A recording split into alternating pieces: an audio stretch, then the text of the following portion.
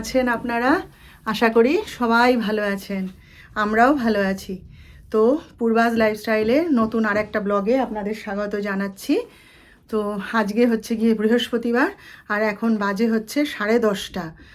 চান টান করে এসেছি, সকাল থেকে একটুখানি ঘর গুছানোতে লেগেছিলাম জানেন, মানে ডাক্তার সাহেবের অনুপস্থিতিতে যতটা গুছিয়ে নেওয়া যায় আর কি। কালকে অনেক রাত অবধি ইস্ত্রি করেছি, অনেক কাজ করেছি, তো সে কারণেই শরীরটা ভালো নেই। আসলে কি জানেন, গরমটা যদি না থাকে না, চটপট চটপট কাজ হয়ে যায়, কোনো ব্যাপার নয়। কিন্তু ওই যে কাজ করতে গেলেই একটা বীভৎস একটা গরম লাগে না, সে দম আটকে যায়, যেন নিঃশ্বাস নিতে কষ্ট হয়, ওইটাই বিরক্তি লাগে, ওতেই আরও কাজ করতে ইচ্ছা করে না।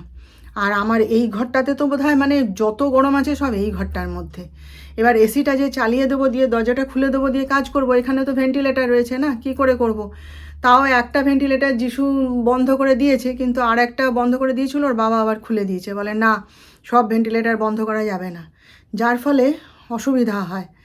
তো ওই হাঁপাতে হাঁপাতে যতটা পারছি করছি। সকাল থেকে বাসি কাজ তো আছে না, ঘর গুছাতে গেলে বাসি কাজে দেরি হয়ে যায়, আবার বাসি কাজ করতে গেলে ঘর গুছানোর সময় থাকে না, এই হয়েছে সমস্যা।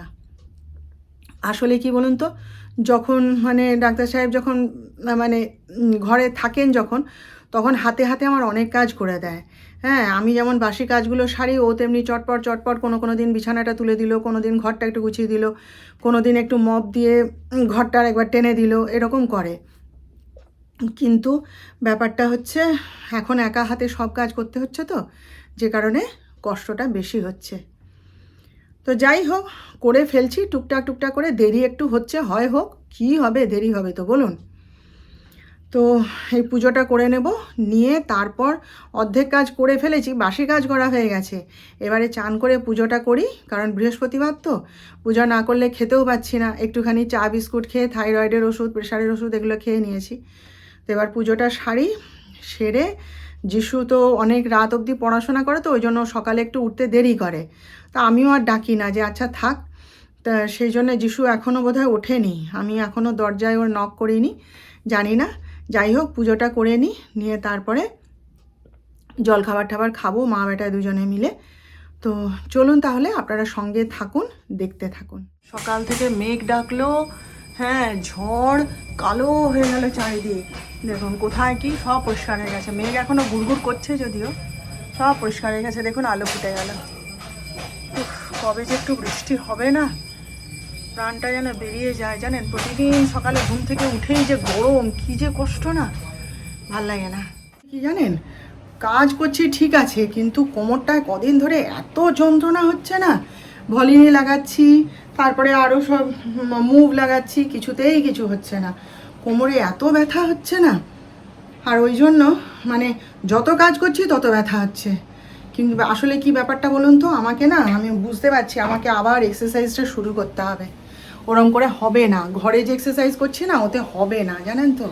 যিশু কিন্তু অনেকবার বলছিল মা তুমি যাও, আর আমি টালবাহানা করছিলাম, তারপরে ডাক্তার সাহেবও সেইভাবে রাজি হচ্ছে না, দ্বিমত করছে বারবার, সেও ভয় পাচ্ছে আর কি। তারপরে না এই জুন মাসে যাব বলে ঠিক করেছিলাম জানেন তো, যে আমাকে আমার ছেলে বলেছিল তোমাকে ট্রেডমিলে হাঁটতে হবে না, তুমি অন্য এক্সারসাইজ করবে, যোগা করবে। তো ঠিক আছে, তারপরে ভাবলাম কি বেড়াতে যাব এখন, আবার এখন গিয়ে জিম টিম করবো, তারপর যদি আবার কিছু হয়ে যায়, একটা ভয় সবসময় কাজ করছে জানেন তো। তারপরে সেদিন রাস্তায় আমার ওই জিমেরই দুই বান্ধবীর সঙ্গে দেখা হয়েছিল, দুই কাকলি আর কি। তারপরে আমাকে জিজ্ঞেস করছিল যে তুমি আর কি জিমে আসবে না। তখন আমি বললাম যে আমি এরকম বেড়াতে যাব এই মাসের শেষের দিকে। তা বলে তাহলে তুমি একদম বেরিয়ে এসো, ঘুরে এসো, তারপর তুমি ধীরে সুস্থে আসবে। তখন আমি দেখলাম তাই সই, কিন্তু আমাকে যেতে হবে জানেন, আমার হাঁটুর ব্যথা, কোমরে ব্যথা আবার আরম্ভ হয়েছে। ওই এক্সারসাইজ করে কিন্তু ভালো ছিলাম, কিন্তু আবার দেখছি কদিন ধরে কোমরটায় এত ব্যথা হয়েছে না, আর কাজ করলে বেশি ব্যথা করে। দেখি বেরিয়ে আসি, এসে একদম শিওর এবারে যাবই যাব। দেখুন আমার গোবিন্দ, এই যে আমার গোবিন্দ, আর ওই যে মা লক্ষ্মীর পূজা করেছি, পুজো করা হয়ে গেছে, আমি প্রসাদটা নিতে এসেছি। এই যে প্রদীপটা জ্বলছিল তো ওই জন্য প্রসাদ তুলিনি। এই যে গোবিন্দকে ভোগ দিয়েছিলাম চান করিয়ে, আর এই যে মা লক্ষ্মীর পূজা করেছি। চলো প্রসাদটা তুলে নিয়ে চলে যাব, এই জন্য এসছি আর কি। এই যে আমাদের তো দুজনেরই চান করা হয়ে গেছে, এবার খেতে বসবো। তো দেখাতে আপনাদের ভুলে গেছিলাম, একবার দেখিয়ে দিই কী কী রান্না করলাম। এই যে একটু পেঁয়াজের বড়া বানিয়েছি, আর এখানে হচ্ছে এই যে ডিমের অমলেট করে তার একটু তরকারি করেছি, ঝোল আরও বানিয়েছিলাম, টেনে গেছে বোধহয়। আচ্ছা, এই যে মুসুর ডাল, আর এখানে হচ্ছে এই যে মাছের ডিমের বড়া দিয়ে মানে লেবু দিয়ে টক। ব্যাস, আজকে আমাদের একদম সিম্পল রান্না, এই দিয়েই খেয়ে নেব। তো চলুন, হ্যাঁ আমরা খাওয়া দাওয়া করি, আপনারাও খাওয়া দাওয়া সারুন, তারপর আবার সেই বিকেলবেলায় দেখা হবে আপনাদের সাথে। ইভিনিং। তো এখন বাজে হচ্ছে ওই 7:30।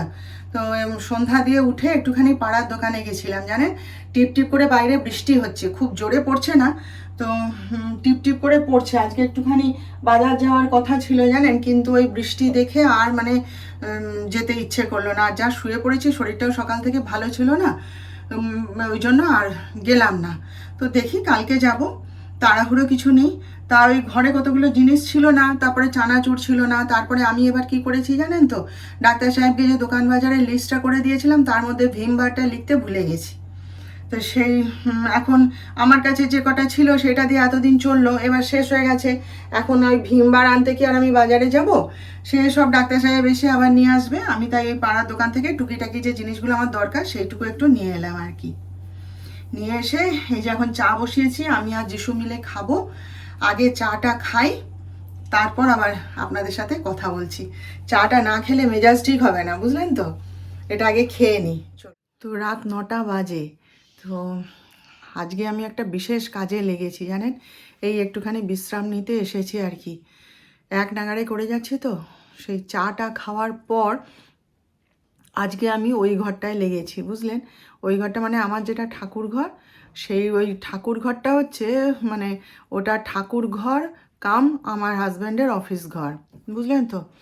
তো এবার ঠাকুরের জায়গাটাকে আমি গুছিয়ে রাখি টাকি ঠিক আছে, কিন্তু মানে যে যে জায়গাটুকু ওর অফিস ঘর আর কি, মানে সোফা দিয়ে, কাঁচের টেবিলটা দিয়ে, চেয়ার দিয়ে, মানে একবারে সে মানে কী অবস্থা যে করে রেখেছে, সে না দেখলে আপনারা বিশ্বাস করবেন না। সে মানে গরু হারালে খুঁজে পাওয়া যাবে না। কাঁচের টেবিলটা, আমার অত সুন্দর কাঁচের টেবিলটা, সেটাকে একবারে মানে গ্যাঞ্জাম করে রেখে দিয়েছে।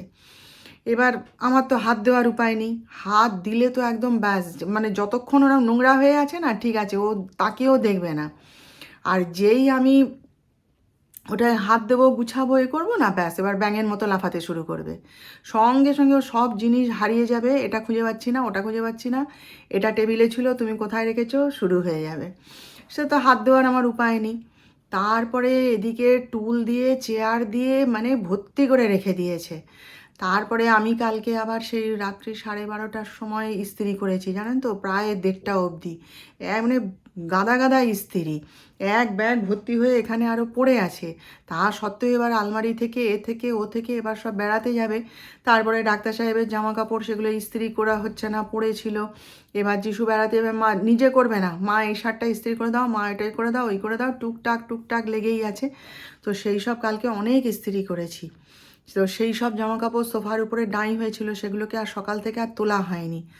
হ্যাঁ, এই সব করে না ঘরটা একবারে মানে অগোছালো নোংরা হয়েছিল। তারপরে কালকে আরও একটু আলমারিটা গুছিয়েছিলাম, তো যে জামা কাপড়গুলো পরবো না আর, সেগুলো কি করি আমি, এই আমার যে বক্স খাটটা, ওই খাটের ভেতরে সব ঢুকিয়ে রেখে দিই। ডাক্তার সাহেব যখন বাইরে বেড়াতে টেড়াতে যান তখন ওই বস্তা করে নিয়ে যান, গিয়ে ওখানে গরিব দুঃখী যারা থাকে, যেখানে বেড়াতে যায় আর কি, তাদের মধ্যে ওগুলো বিলিয়ে দেয়। তা সে কালকে সব বের করেছি, করে বক্সের ভেতর ঢোকাতে গিয়ে দেখি সে এমন টাইট করে আটকে দিয়েছে না, সে বহু চেষ্টা করেও আমি আর খুলতে পারলাম না। তো সেই সমস্ত তখন অত রাতে আর কি করবো, সে সব ডাঁই করে ওই ঘরে সব রেখে দিয়েছিলাম। এবার সকালবেলায় উঠে বাসি কাজটা সেরে নিয়ে আমি বলি আচ্ছা সময় আছে, একটু অল্প একটু গুছিয়ে নিই বলে গুছাতে যাচ্ছি, জামা কাপড় সব তুলে নিয়ে সোফার উপরে রেখেছি গুছাবো বলে, আমার দুই দেওর এলো। ওদের নার্সিংহোমের কি ফাইল ডাক্তার সাহেবের কাছে আছে, সে খুঁজে পাচ্ছে না। এবার খুঁজতে বসলো ওখানে। তো ওই জঙ্গলের মধ্যে কখনো খুঁজে পাওয়া যায় বলুন তো। তারপরে তো ডাক্তার সাহেব বলছেন যে, বলে আমি তো বললাম সেটা গাড়ির মধ্যে আছে, তো ওরা আবার ঘরে খুঁজতে গেল কেন? এইবার কি করেছে, দুজনে মিলে এমন সার্চ করছে ওখানে, মানে সে একবারে ঘেঁটে ঘুঁটে চারিদিকে ছড়িয়ে ছিটিয়ে আরও, মানে নোংরা তো ছিলই, আরও নোংরা করে দিয়ে গেছে। এবার দেখে আমার মেজাজ খারাপ হয়ে গেছে, জানেন তো। মানে তখন যে আমি কোনটা গুছাবো কোনটা না গুছাবো, কোথায় কোনটা কি করব আর মাথার ঠিক নেই। দেখে আমার সত্যিকারের রাগ হয়ে গেছিলো। দিয়ে আমি ডাক্তার সাহেবকে ফোন করেছিলাম যে তুমি ওদেরকে বলোনি তোমার এই ফাইল কোথায় আছে কি আছে, তুমি যাওয়ার আগে ফাইলপত্র সব দিয়ে যাওনি কেন? ওদের অসুবিধা হচ্ছে, ওরা এখানে এসে খুঁজছে, কোথায় খুঁজবে? আমাকে জিজ্ঞেস করছে ফাইলটা কোথায়। এখন ওর ফাইল আমি কি করে জানবো না নার্সিংহোমের ফাইল কোথায় রেখেছে না রেখেছে?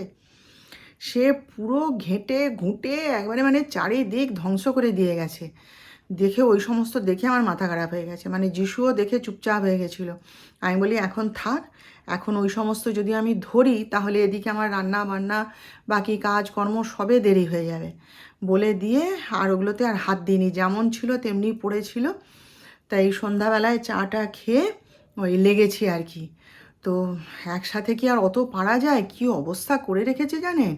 সব গুছিয়ে গুছিয়ে সঠিক করে তুলে রাখা, সুন্দর করে গুছিয়ে রাখা কি মুখের কথা? তা সেই গুছাতে গুছাতেই একটু এসে একটু বসেছি আর কি। বসে আবার ওই সমস্ত জামা কাপড় এই যে নিয়ে এসেছি সেগুলো আবার দেখি কোথায় রাখবো। ডাক্তার সাহেব না এলে ওটা খুলতেও পারবে না, কিভাবে আটকেছে আমি খুলতে পারছিও না। দেখি কোথায় কি করি না করি। তো এই সমস্ত এখন করছি, ওর অনুপস্থিতিতে ঘরটা আমাকে গুছিয়ে ফেলতেই হবে, বুঝলেন তো। না হলে এসে যদি দেখে আমি ঘর গুছাচ্ছি, ব্যাস তাহলেই তো লেগে পড়বে। তো চলুন তাহলে, হ্যাঁ, গুছানোটা শেষ করে নিই, আর একটু বাকি আছে। তারপরে আবার ঠাকুরের যে আলমারিটা আছে সেটাও পরিষ্কার করতে হবে, সেটাকেও একদিন ধরতে হবে, দেখি কবে কি করি। ওই ঘরের কাজে ব্যস্ত ছিলাম বলে আমার ছেলে কি বলে জানেন, বলে দাও আমি আজকে তাহলে রাতের খাবারটা বানিয়ে দিচ্ছি। হ্যাঁ, তো কি খাবি না, লুচি খাবো আর আলুর দম খাবো, আর তোমার জন্য একটু বেগুনের তরকারি তুমি করে নাও। দেখুন আমার ছেলে কি সুন্দর লুচি বেলেছে, দেখছেন? এই দেখুন, দেখতে পাচ্ছেন কি সুন্দর করে নিজে আটা মাখলো, মেখে শুধু খালি আটাটা মাপ করে একটু বের করে দাও, সে আটা মাখলো মেখে নিজেই বেললো। আমি শুধু দেখছি, জানেন কি সুন্দর গোল গোল করেছে দেখুন। আলুর দমের আলু সিদ্ধও হয়ে গেছে, মশলাও রেডি করা হয়ে গেছে। ও লুচিগুলো ভাজতে যাচ্ছিল, বলে তোমাকে কিছু করতে হবে না মা, তুমি আজকে বসো চুপ করে, এত পরিশ্রম করলে। আর আমি ওর বাবার সাথে কথা বলছিলাম। তা এই যে লুচিগুলো ভাজতে যাবে, এবারে ওকে ওর কাকা ডেকে পাঠালো, ওই নার্সিংহোমের কিছু কাজ আছে, বলছে চলে আয় এক্ষুনি এগুলো করে দিয়ে যা, কালকে সকালে লাগবে, নার্সিংহোমের কাজ আছে। তাই আমি বললাম যে তাহলে দে আমি লুচিগুলোকে ভেজে দিই, আমি আর দাঁড়িয়ে থাকি কেন, আমি লুচিগুলো ভেজে দিই আর তুই ততক্ষণ যা কাজ সেরে আয়, এসে তারপরে তুই নয়তো আবার আলুর দমটা বানিয়ে নিবি। বলে তোমাকে কিন্তু আলুর দম করতে হবে না, তুমি আলুর দমটা আমি এসে করছি, ঠিক আছে তুমি তাহলে লুচিগুলো ভাজো। তো তাহলে একটু ভেজে দিই, একা ছেলে মানুষ ও কত কী করবে বলুন। ও যে করতে যাচ্ছে, মানে অ্যাটেম্প নিয়েছে, গুছিয়ে এত দূর করেছে, এটাই যথেষ্ট, তাই না? তো চলুন, হ্যাঁ, তাহলে আমরা আমাদের খাবার জোগাড় করি, কালকে আবার আমরা দেখা করব নতুন ব্লগে। আপনারা সবাই ততক্ষণ ভালো থাকবেন, আর আমার আজকের ভিডিওটা ভালো লেগে থাকলে একটা লাইক শেয়ার ও সাবস্ক্রাইব প্লিজ করে দেবেন।